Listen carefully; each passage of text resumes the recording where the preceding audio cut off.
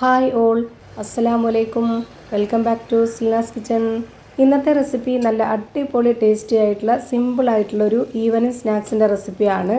എത്ര എണ്ണം കഴിച്ചാലും കൊതി തീരാത്ത നല്ല അടിപൊളി ടേസ്റ്റി ആയിട്ടുള്ളൊരു പലഹാരമാണ്. അപ്പോൾ ഇതെങ്ങനെയാണ് തയ്യാറാക്കുന്നതെന്ന് അറിയാനായിട്ട് വീഡിയോ സ്കിപ്പ് ചെയ്യാതെ മുഴുവനായിട്ടൊന്ന് കണ്ടു നോക്കണേ. റെസിപ്പിയിലോട്ട് കിടക്കുന്നതിന് മുമ്പായി സിൽനാസ് കിച്ചൺ ചാനൽ ആദ്യമായിട്ട് കാണുന്നവരാണെങ്കിൽ പ്ലീസ് ഒന്ന് സബ്സ്ക്രൈബ് ചെയ്തേക്കണേ. ഒപ്പം തന്നെ ഈ വീഡിയോസ് നിങ്ങൾക്ക് ഇഷ്ടപ്പെടുകയാണെങ്കിൽ ഒരു ലൈക്ക് ചെയ്ത് ഷെയർ ചെയ്ത് സപ്പോർട്ട് ചെയ്യാനും മറക്കരുത്. ഇനി നമുക്ക് ഇതെങ്ങനെയാണ് തയ്യാറാക്കുന്നതെന്ന് നോക്കാം. ഇതിനായി ആദ്യം തന്നെ ഞാനിവിടെ 250 ml കപ്പിൻ്റെ അളവിൽ 2 കപ്പ് പച്ചരി നേരത്തെ തന്നെ വെള്ളത്തിലിട്ട് കുതിർത്ത് വെച്ചിരുന്നതാണിത്. ഇതിൻ്റെ ആ ഒരു കുതിരാൻ വെച്ചിരുന്ന വെള്ളമെല്ലാം ഊറ്റിക്കളഞ്ഞിട്ടാണ് എടുത്തിട്ടുള്ളത്. റേഷൻ പച്ചരിയോ സാദാ പച്ചരിയോ ഏതായിരുന്നാലും കുഴപ്പമില്ല. ഞാനിവിടെ എടുത്തിട്ടുള്ളത് റേഷൻ പച്ചരിയാണ്. ഈ പച്ചരി ഒരു 3-4 പ്രാവശ്യം കഴുകിയതിന് ശേഷം ഒരു 3 മണിക്കൂർ നേരത്തേക്ക് കുതിർത്ത് വെച്ചിരുന്നതാണിത്. ഇനി നമുക്കിത് നന്നായിട്ടൊന്ന് അരച്ചെടുക്കണം. അതിന് വേണ്ടിയിട്ട് ഒരു മിക്സിയുടെ ജാർ എടുത്തിട്ട് അതിലേക്ക് ഇത് മുഴുവനായിട്ടും ഇട്ട് കൊടുക്കുന്നുണ്ട്. ഈ ഒരു പലഹാരത്തിന് നല്ലൊരു മണത്തിന് വേണ്ടി ഒരു 5 ഏലക്ക ഇട്ട് കൊടുക്കുന്നുണ്ട്. അതിൻ്റെ കൂടെ തന്നെ ചെറിയ ജീരകവും കൂടെ ഇട്ട് കൊടുക്കാം. ആ ഒരു ഫ്ലേവർ ഇഷ്ടമുള്ളവർ ഇട്ട് കൊടുത്താൽ മതി, അല്ലാത്തവർ സ്കിപ്പ് ചെയ്യാം. ഈ ഒരു ഏലക്കയും ചെറിയ ജീരകവും ഒക്കെ ആകുമ്പോൾ നല്ല ടേസ്റ്റും നല്ലൊരു മണമൊക്കെയാണ്. ഞാനിപ്പോൾ ഇവിടെ ഒരു നുള്ള് ചെറിയ ജീരകമാണ് ഇട്ട് കൊടുത്തിട്ടുള്ളത്. ഇനി ഇതിലേക്ക് ശർക്കര ഉരുക്കിയതാണ് ഒഴിച്ചു കൊടുക്കേണ്ടത്. ഞാനിവിടെ 250 ml കപ്പിൻ്റെ അളവിൽ 1 കപ്പ് അളവിൽ ശർക്കര ഉരുക്കിയത് ഒഴിച്ചു കൊടുത്തിട്ടുണ്ട്. 250 ml ശർക്കരയാണ് എടുത്ത് ഉരുക്കിയിട്ടുള്ളത്.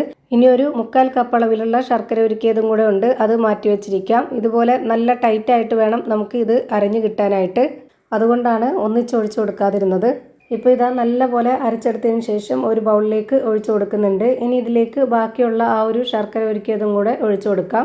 ഈ മധുരം ചേർത്ത് കൊടുക്കുന്നതൊക്കെ ഓരോരുത്തർക്കും ഇഷ്ടമുള്ളതിനനുസരിച്ച് കൂട്ടിയും കുറച്ചൊക്കെ ചേർത്ത് കൊടുക്കാവുന്നതാണ്. ഞാനിവിടെ അത്യാവശ്യം നല്ല മധുരം ചേർത്ത് കൊടുത്തിട്ടുണ്ട്. ഇനി ഇതിലേക്ക് വേണ്ടത് മൈദപ്പൊടിയോ അല്ലാന്നുണ്ടെങ്കിൽ ഗോതമ്പ് പൊടിയോ ആണ്. ഞാനിവിടെ ഗോതമ്പ് പൊടിയാണ് ഇട്ട് കൊടുക്കുന്നത്. എന്നിട്ടൊരു വിസ്ക് വെച്ചിട്ട് നല്ല പോലെ ഇളക്കി കൊടുക്കുന്നുണ്ട്. ഒട്ടും കട്ട കെട്ടരുത്. ഇതുപോലെ ചെയ്തെടുക്കുന്ന ഈ ഒരു പലഹാരത്തിന് പച്ചരി മാവ് കൂടാതെ നമുക്കിതിലേക്ക് മൈദപ്പൊടിയോ അല്ലാന്നുണ്ടെങ്കിൽ ഗോതമ്പ് പൊടിയോ ചേർത്ത് കൊടുക്കുകയാണെന്നുണ്ടെങ്കിൽ മാവ് കുറച്ചൊന്ന് സോഫ്റ്റ് ആയിട്ടും അതുപോലെ തന്നെ നല്ലൊരു പെർഫെക്റ്റ് ആയിട്ടും കിട്ടുന്നതാണ്. അപ്പോൾ അതാ ഒട്ടും കട്ട ഇല്ലാതെ നല്ല പോലെ ഇളക്കി കൊടുത്തു. ഇനി ഇതിലേക്ക് വേണ്ടത് കറുത്ത എള്ളാണ്. ഇത് നിർബന്ധമില്ല, നല്ലൊരു മണം ഉണ്ടാവും ഇത് ചേർത്ത് കൊടുത്താൽ. നല്ലൊരു ടേസ്റ്റും ഉണ്ടാവും. പിന്നെ അത് ഓരോരുത്തരുടെ കയ്യിലും ഉണ്ടെങ്കിൽ ഇട്ട് കൊടുക്കുക, അല്ലാന്നുണ്ടെങ്കിൽ സ്കിപ്പ് ചെയ്യാം, കുഴപ്പമൊന്നുമില്ല. എന്നാലും നല്ല ടേസ്റ്റാണ്. ഇനി നമ്മുടെ മാവൊന്ന് സോഫ്റ്റായിട്ട് കിട്ടാനായിട്ട് ഒരു നുള്ള് സോഡാപ്പൊടിയും അതുപോലെ തന്നെ നമുക്ക് ഈ ഒരു മധുരത്തിനെ ബാലൻസ് ചെയ്യാനായിട്ടുള്ള ഒരു നുള്ള് ഉപ്പും കൂടെ ഇട്ട് കൊടുക്കാം. ഇനി ഇത് ഒന്നുകൂടെ നന്നായിട്ട് ഇളക്കി കൊടുക്കാം. ഇനി നമ്മുടെ ഈ ഒരു മാവിൻ്റെ കറക്റ്റ് പരുവം ഞാനിവിടെ ഒരു കയ്യിൽ കോരി കാണിച്ചു തരാം. ദാ ഇതുപോലെയാണ് വേണ്ടത്. ഒരുപാട് അങ്ങ് കട്ടിയോ ആവരുത്, ഒരുപാട് ലൂസും ആവരുത്. ഒരു മീഡിയം പരുവത്തിലാണ് ഇത് റെഡിയാക്കി എടുക്കേണ്ടത്. ഇനി നമുക്കിത് നല്ല പോലെ ചൂടായി വന്ന ഓയിലിലേക്ക് ഒഴിച്ചു കൊടുക്കാം. ഞാനിവിടെ നന്നായിട്ട് ചൂടായി വന്നതിന് ശേഷം ഓയിലൊന്ന് മീഡിയം ഫ്ലെയിമിലേക്ക് ഇട്ട് കൊടുത്തിട്ടുണ്ട്. ആ ഒരു ഫ്ലെയിമിൽ തന്നെ ഇതെല്ലാം ഫ്രൈ ചെയ്ത് വരുന്നവരേക്കും ഇട്ട് കൊടുക്കുക, എങ്കിലേ എല്ലാം ഒരുപോലെ കിട്ടുള്ളൂ. ഇത് നമുക്ക് ഇരുമ്പിൻ്റെ കുഴിയുള്ള ചട്ടിയിലാണ് ഒഴിച്ചെടുത്ത് ഫ്രൈ ചെയ്തെടുക്കുന്നതെങ്കിൽ കുറച്ചുകൂടെ നല്ല ഭംഗിയിൽ നല്ല വൃത്തിയായിട്ട് കിട്ടും. ഞാനിപ്പോൾ അതില്ലാത്തതുകൊണ്ടാണ് ഇതുപോലെ സ്റ്റീലിൻ്റെ കടായിൽ ഒഴിച്ചു കൊടുത്തിട്ടുള്ളത്. എന്നിട്ട് തന്നെ നമുക്ക് നല്ല ഷേപ്പിൽ നല്ല ഭംഗിയായിട്ട് കിട്ടിയിട്ടുണ്ട്. അപ്പോൾ കുറച്ച് കുഴിയുള്ള ചട്ടിയാണെന്നുണ്ടെങ്കിൽ കുറച്ചുകൂടെ നന്നായിട്ട് നല്ല ഭംഗിയായിട്ട് കിട്ടിയേനെ. ഞാനിപ്പോൾ ഇവിടെ ഒരെണ്ണം ഫ്രൈ ചെയ്ത് മാറ്റി. ഇനി അടുത്തത് ഒരു കയ്യിലും കൂടെ ഒഴിച്ചു കൊടുക്കുന്നുണ്ട്.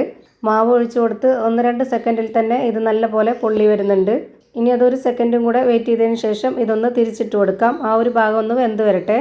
ഇപ്പോൾ ഇതിൻ്റെ ആ ഒരു ഭാഗം കൂടെ വെന്ത് കിട്ടിയിട്ടുണ്ട്. ഇനി ഒന്നുകൂടെ തിരിച്ചിട്ട് കൊടുത്തതിന് ശേഷം നമുക്കിത് എണ്ണയിൽ നിന്ന് കോരി മാറ്റാം. ഇതുപോലെ തന്നെ ഞാനിവിടെ ഫ്രൈ ചെയ്ത് മാറ്റിയിട്ടുണ്ട് ഒരു പാത്രത്തിലേക്ക്. അപ്പോൾ ഇതാ എത്ര കഴിച്ചാലും മടുക്കാത്ത നല്ല ടേസ്റ്റി ആയിട്ടുള്ള ഒരു അടിപൊളി പലഹാരം റെഡിയായി കിട്ടി. ഇതിൻ്റെ അകം എങ്ങനെയാണ് ഇരിക്കുന്നതെന്ന് അറിയാനായിട്ട് ഞാനിതൊന്ന് പൊട്ടിച്ച് കാണിക്കുന്നുണ്ട്.